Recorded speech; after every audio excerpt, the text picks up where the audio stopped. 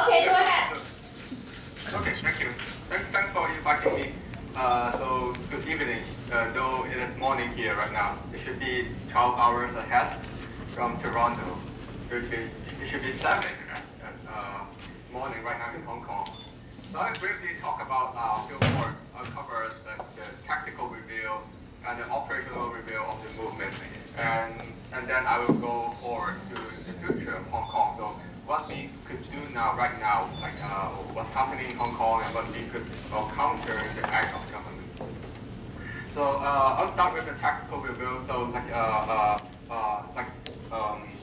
the 1 year anniversary just passed. So when media or reporters, they ask questions, they usually concerned about the tactics of the movement. So what decision would you make again if you could have a second chance for handling the movement? And usually this is a very tough question because in the movement, lots of decisions they were made due to the circumstances. So they might due to about the strength of civil society, the tactics we have, the strength of our counterpart, the government. So it's like for the whole movement, so during the movement, so people, no matter for the participants or the organizers, they usually discuss on several points. So one is how could we come with an end game? So it's whether we could gain something from government or we would have a clear next step for the movement so that we could retreat from the occupied area. If not, then we to generate enough pressure for the government. So that we will have to come up with different tactics, no matter it's about surround the headquarters or not, initiate a dialogue with the government or not, or after the dialogue, whether we should continue the dialogue or we should have a division of labor. So the students will take up the action and the political parties will take up the role to continue the dialogue. And at that stage, people will have discussion on whether we should have a referendum in the occupied area so that we could gain some endorsement from the public or not. And after that, actually the discussions shift to whether we will have to make an attempt to Beijing, and at the same time whether we could have the resignation of super district councillors like Albert Ho from the Democratic Party, so that we could have a clear next step for the movement. So this series of questions actually were the stuff that people were concerned about during the movement. So it clearly, I kind of have a sense that it clearly reflects that if we have no clear next step, then we need to come up with different tactics so as a general pressure. If not, people will fall into a feeling of anxious and getting frustrated. And internal conflict, labeling and pointing fingers at one another will happen. So that is what happened in the later part of the movement. And this is actually a very difficult task for people to handle, because when umbrella movement is about civil disobedience, to be uncooperative with the government, we could see that actually, although the government they throw 87 cans of tear gas in late September, but the society, it is in a sense was still highly cooperative with the government. So after 8th of September last year, actually it's the labor union and the student union, they also asked for the student strike and labor strike, but actually it turned out didn't happen at all. There were only a partial student strike, so students would still continue to go to school. So a few days later, after 28th of September, so some academics or some professors, they already sense that the atmosphere has changed. It's kind of have some advice on the movement, telling us that students will not really fully participating in the movement, because some of the students were already start going back to school, and it kind of reflects that the momentum of society. So how so the degree of the tactics, like the strength the civil society has, is not that strong and not that diverse, so that we could like bring out more tactics so as to generate pressure to the government.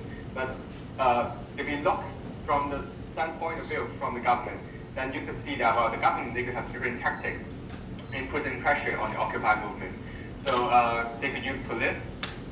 They could mobilize their supporters from like civil society on their side, and they could also like use legal means so as to have a clearance on Hong Kong. So these are actually the tactics they're using.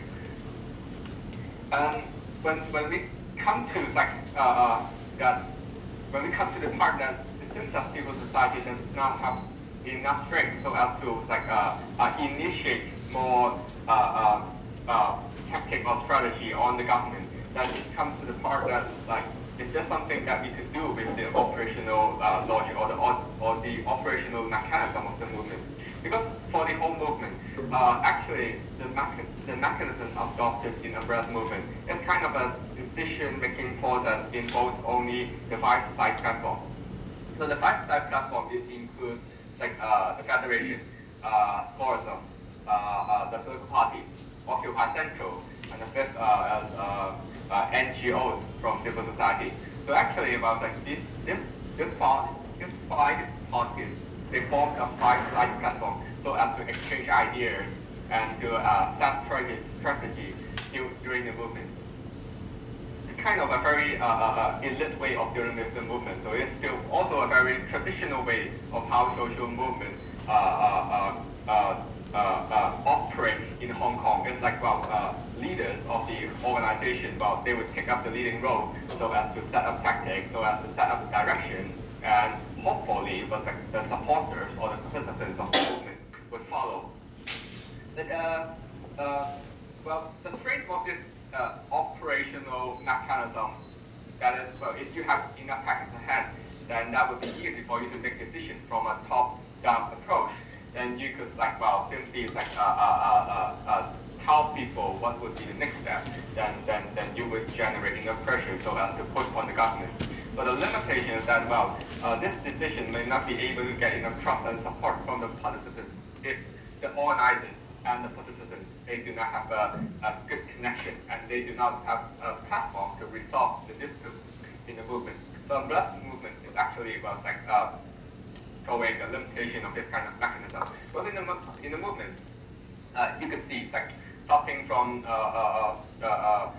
the movement. Well, the organizer, they already could not like mobilize people to step forward so as to have more strike in society, and at the same time they could not really set up a platform so as to like allow people to participate in the movement. So it's like for leaders, they do not know how to engage the participant well.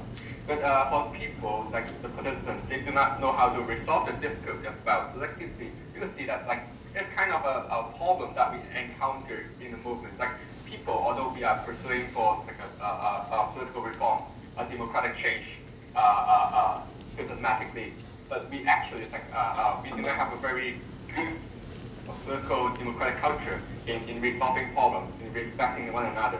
But on the other hand, it seems like it's like no matter the leaders or the participant as a whole, we are looking for strong leadership so that they could like make a decision from a very top-down approach. That when they encounter different occasions, they could not really have way to resolve this kind of disputes and sort out a way for alternative. So when we do the review of the movement, there's a question that comes up with our minds. That is there any alternative for more healthy two-way approach so as to like push forward the movement?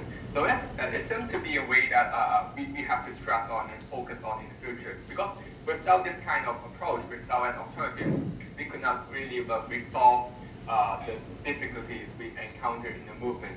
And it seems that it's like for the leaders, if they wish to remain the same mechanism, they would need to have a very strong base in supporting their organization. But it seems that right now in Hong Kong, even for 3 decades of struggling, for the organizers, we still could not gain enough concrete base support from the public. So this would be a problem if we would like to adopt a very top-down approach without having enough base in civil society. So if we need to sort out an alternative, it seems that in different struggle in the future or different resistance in the future, we need to try to have a general standard because we need people to really participate in the movement. We need people to involved in the decision-making process. Because it's not simply that we totally adopt a bottom-up approach and we need not to have leaders. It's not we're not doing things in this way. But it's we need leaders, but we also need people to participate.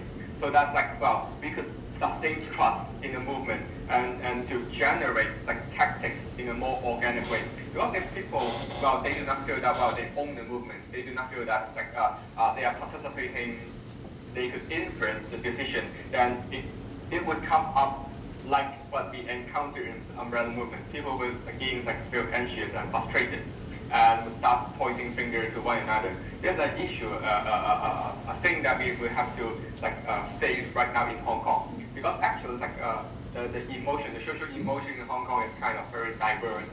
People right now, some of the people, they're very positive or optimistic towards the future.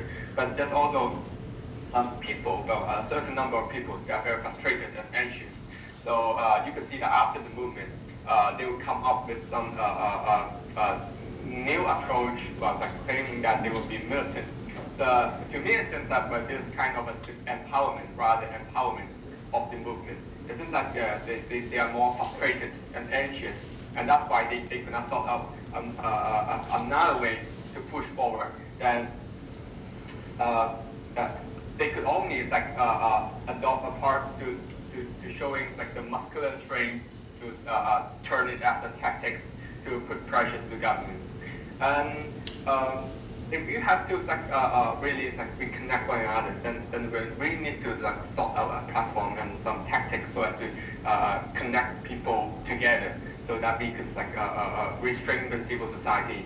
And if we need to generate a greater movement in the upcoming future, or greater resistance, then it needs the participation and involvement of the people. And for a successful movement, we need practice and training. So it needs a democratic practice and training. So only through a change of political cultural movement or the community or society as a whole could we see that we could really overcome the failures or the limitation we encounter in the movement. Otherwise, I could not see that we could sort out a better way or better approach.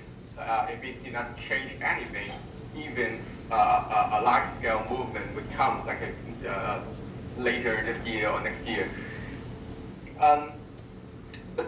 So this is actually part of the reviews that we've been doing. But the review is still ongoing because it kind of start very late. So it's going to be people start revealing how we could utilize that thing or sharpen the mechanism. The discussion only starts for. So there's still a lot of reflection that has to be done in the future. So let's come to the future part. So it's right now Hong Kong for the future. So we will need to have two charter movements to push forward the resistance. So one is the Hong Kong Charter movement. Another is the Community Citizen Charter movement. So the Hong Kong Citizen Charter movement, maybe you have heard about it. It was proposed last year actually. It was proposed again this year, but actually it is still under formation. So it is still not yet publicly organized or promoted. But the importance of Hong Kong Charter movement is that right now in Hong Kong, the atmosphere of people's emotion kind of anxious and frustrated. So in order to transform this negative emotion to a positive one, we do need a blueprint for the future of Hong Kong. So no matter it's for the political part or the economic and social part, we need to have generate hope and future for people so that they could motivate themselves in participating in different resistance. And so this is what the Hong Kong Charter movement would like to do. So we would need to really draft a constitution, a new constitution other than basic law, from a bottom-up approach from the civil society. So that's for the political part, you need to redefine the power relation of Hong Kong and China. And for the economic and social part, we also need to define how we could set up a practical Hong Kong, apart from the control of the government. Only through this you could really generate hope for Hong Kong people. And why economic part is important is because this is what we did not do well in the umbrella movement. So in the umbrella movement, you can see the government could blame the Occupy for deterring the development of economy of Hong Kong. But for the activists, we didn't really connect the part of economic development and democratic change during the movement.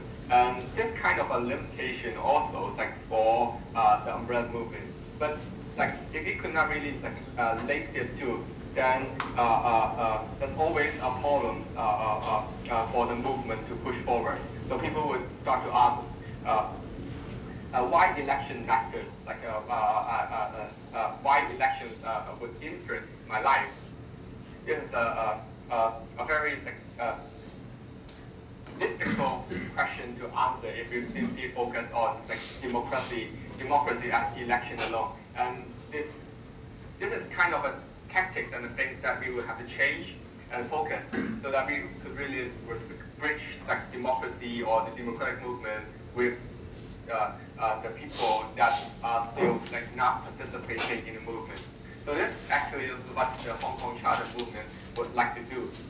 So another would be the Community Citizen Charter. So Community Citizen Charter is actually the one to work out in the community to reform the local political culture in the community. So it's we need people to participate in the financial budget, to participate in change of landscape of community, because there are lots of stuff happening in the community, no matter it's about the fiscal budget or about the urban redevelopment project in the community. So there actually is that's something changing the landscape of Hong Kong and the community. So these are actually two major movements that we would need to take up and to push forward in the future. So apart from this, so my last point is whether we could initiate some other resistance movement so that we could counter this kind of low pressure environment in Hong Kong. So Hong Kong Youth Council, the political issue happening in Hong Kong Youth Council in recent months, that would be one. So whether the student strike could be initiated, then that would be another important issue. So so because my time is almost I use all my time. So that would be a general picture or sketch of what's happening in Hong Kong. So I hope it's bring something new to you. So so that's all. Let's see if we could have continued dialogue and Q&A.